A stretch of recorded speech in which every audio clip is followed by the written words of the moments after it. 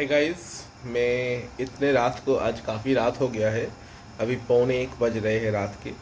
तो ये मैं क्विक वीडियो, क्योंकि मुझे बहुत जन ने बोला ये वीडियो बनाने के लिए, तो अभी मैं ये वीडियो ऐसे ही छोड़ दूंगा, क्योंकि मैं इसी टाइप का वीडियो बनाना पसंद नहीं करता।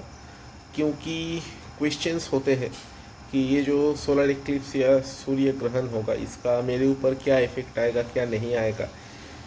कुछ भी ऐसे बोलना पॉसिबल, ठीक ठाक प्रिडिक्शन करना वैसे पॉसिबल नहीं है। एक एक चार्ट में एक एक इफेक्ट दे सकता है, लेकिन कुछ मतलब जो हाउस वाइज जो ट्रांजिट हो रहा है, अभी वहाँ पे देखना पड़ेगा। जो हाउस के अंदर, जिस हाउस के अंदर उसका एक्लिप्स या ग्रहण लगेगा, या जिस नंबर हाउस पर कालपुरुष चार्ट के थर्ड हाउस पे ये सोलर इक्लिप्स लग रहा है, मिथुन राशि में। मिथुन राशि होता है, वैसे ही ये है कम्युनिकेशन का घर। और दूसरा है ये थर्ड, मतलब नेचुरल जो कालपुरुष चार्ट होते हैं उसका थर्ड हाउस। तो ये टोटली ये जो इफेक्ट है, सिली इफेक्ट है, उतना डरने का कोई बात नहीं है। ये साल में एक बार होता ही है, वैसे डरने का कोई कारण नहीं है।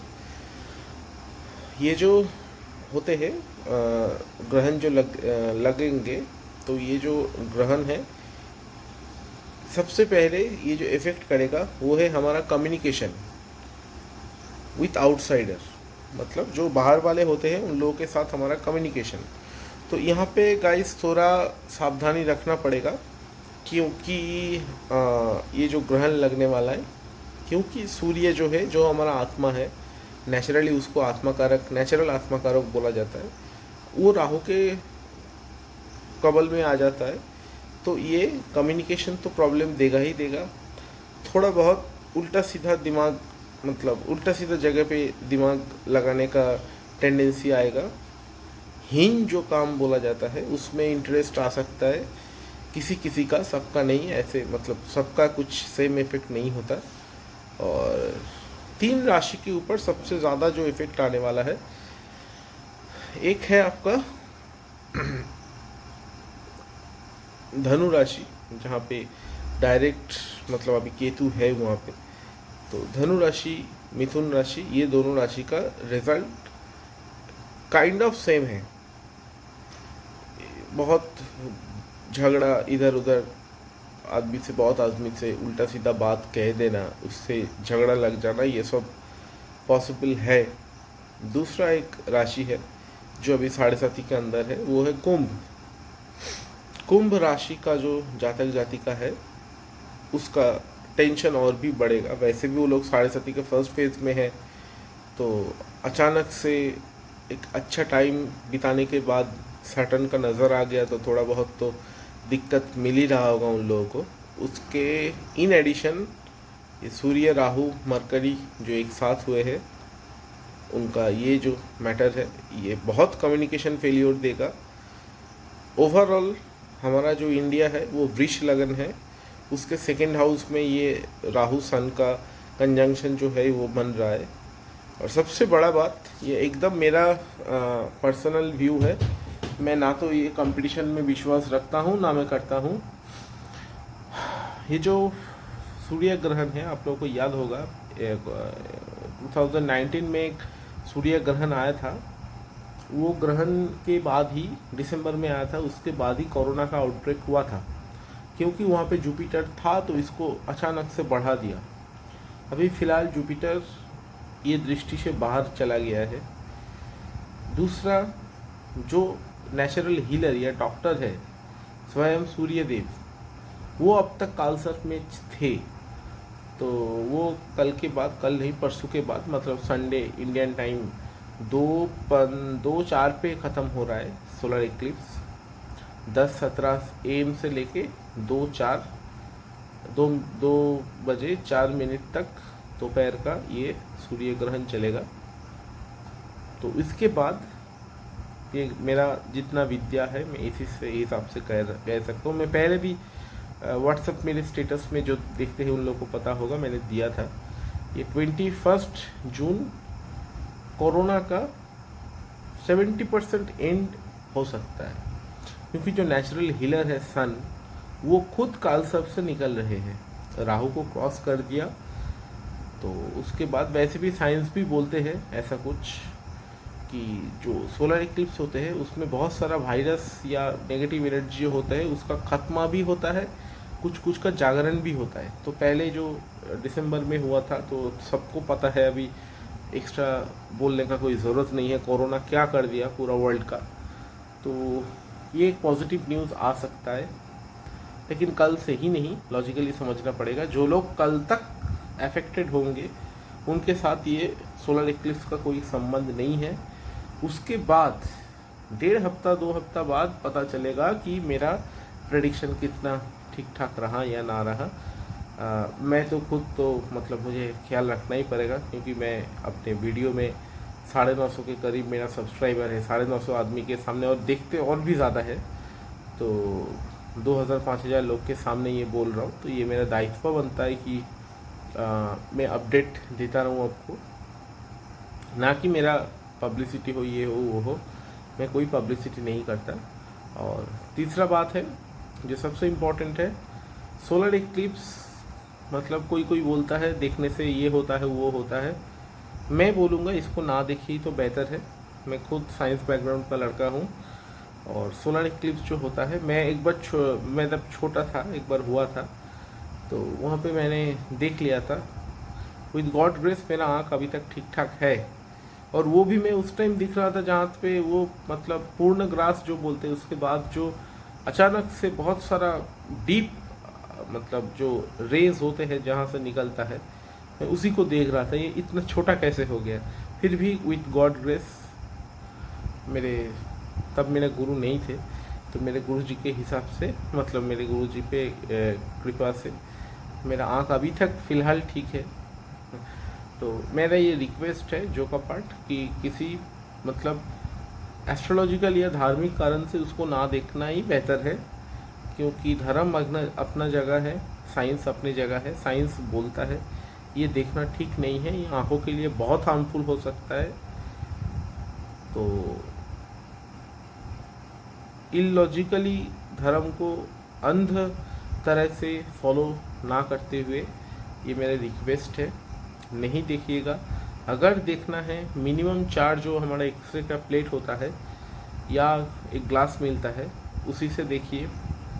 दूसरा जो इम्पोर्टेंट है, जो साइंस भी बोलता है, शास्त्र भी बोलता है, सूर्य ग्रहण से पहले जो खाना बना हुआ खाना है वो खा लीजिए, या तो सूर्य ग्रहण के बाद खाइए। तीसरा बात, जिसके घर के सामने कोई नदी है, जिसको फ्लोइंग वाटर बोलते हैं, मतलब पानी एक जगह जमा नहीं रहता, जैसे कोई भी नदी, गंगा, यमुना, रूपनारायण, कावेरी, अगर पॉसिबल हो उसके बाद 7 डुबकी लगाइए। ऐसा बोला जाता है कि वो बहुत पॉजिटिव एनर्जी देते हैं।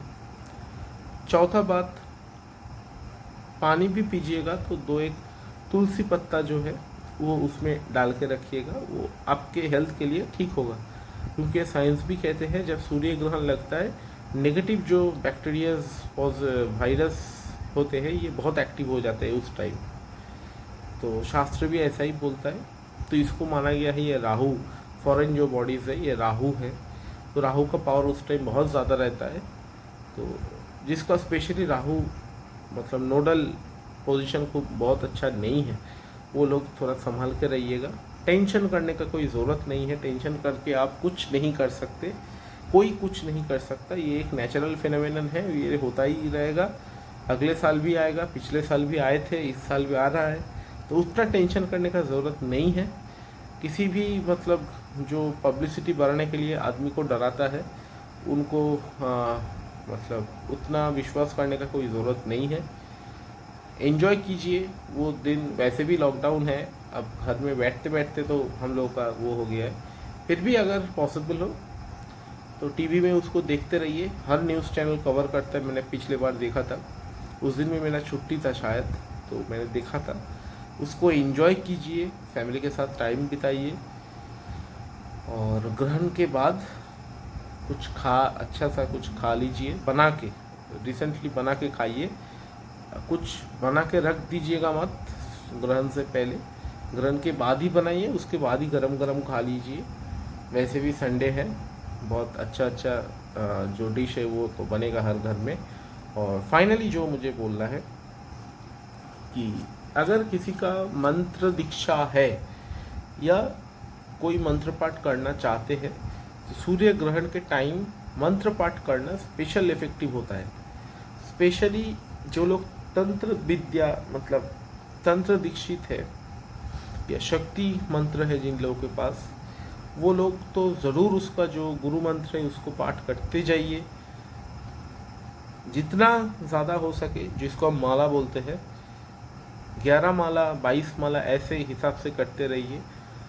1 माला 11 माला या 22 माला जो नॉन तांत्रिक जो मंत्र है जिन लोगों का मतलब नॉर्मल मंत्र, शक्ति मंत्र नहीं, वो लोग का उतना ये जो वाला जो हिसाब है जाप करने का, जाप माला का, वो हिसाब मुझे नहीं पता तो मैं ज़्यादा उल्टा सीधा नहीं बोलूँगा। शक्ति मंत्र के बारे में मुझे पता है, मैंने आपको बोल दिया।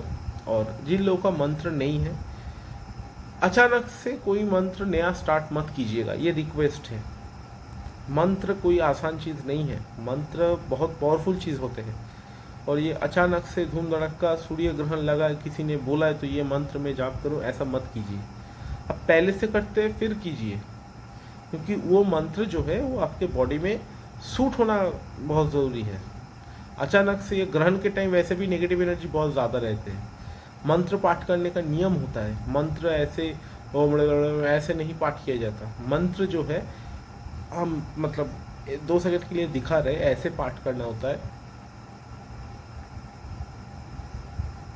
मेरे दिमाग में मंत्र चल रहा है, मेरे जो टंग है उसमें भी मंत्र का आभास हो रहा है, लेकिन कोई बाहर से नहीं पकड़ पाएगा कि मैं कौन सा मंत्र पाठ कर रहा हूँ। तो ये ओरिजिनल मेथड है मंत्र पाठ करने का, चाहे आप शक्ति मंत्र, नॉन शक्ति मंत्र कुछ भी पाठ करते हैं।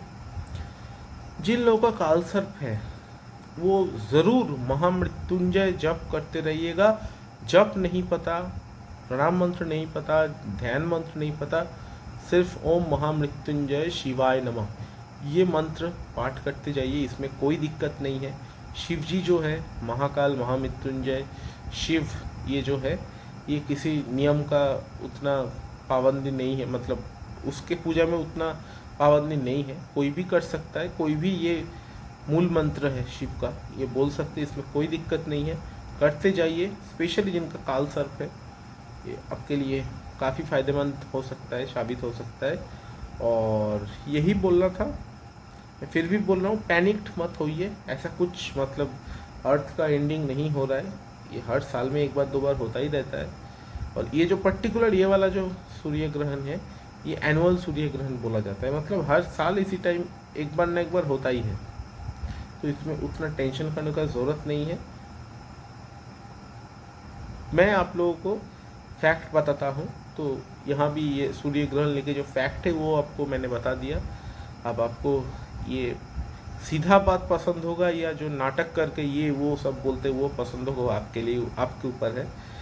मेरा उसमें कुछ बोलना नहीं है। मैं आज कुछ सेटअप नहीं किया, हाथ से ही मतलब मोबाइल को पकड़ के वीडियो बना रहा हूँ, तो आपको पता ही चल रहा होगा। मेरा ऐसे घाड़ घूम रहा है तो मेरा हाथ भी इधर उधर हो रहा है, क्योंकि रात को 1 बजे अभी सेटअप करना थोड़ा मुश्किल है। बहुत आदमी क्लाइंट्स जो है, मेरे व्यूअर्स जो है वो मुझे बोले हैं, तो इसीलिए मैंने तुरंत ये वीडियो बना दिए। वैसे मैं अभी एक काम में बिज़ी हूँ, एक क्लाइंट के काम में, क्या काम मैं नहीं बोलूँगा, तो रात भर जागना पड़ता है। और एक बात, हाँ, मेरे प्रोफाइल में एक बंदा है, मतलब सॉरी एक आदमी है, वो तंत्र साधना करते हैं। वो मुझे पर्टिकुलरली एक क्वेश्चन पूछा था कि इसी टाइम हम सूर्य ग्रहण के टाइम हम कवच का जो मतलब ड्राइंग है, मैं खुल के नहीं बताऊंगा, जो ड्राइंग है वो हम कर सकते हैं। हाँ, आप ज़रूर कर सकते हैं। वैसे आपको मैंने पहले भी बोला था ये रात को करना सबसे अच्छा है, इसीलिए मैं जागा हूँ अब तक। अब मतलब 3 बजे तक मुझे जागना पड़ेगा।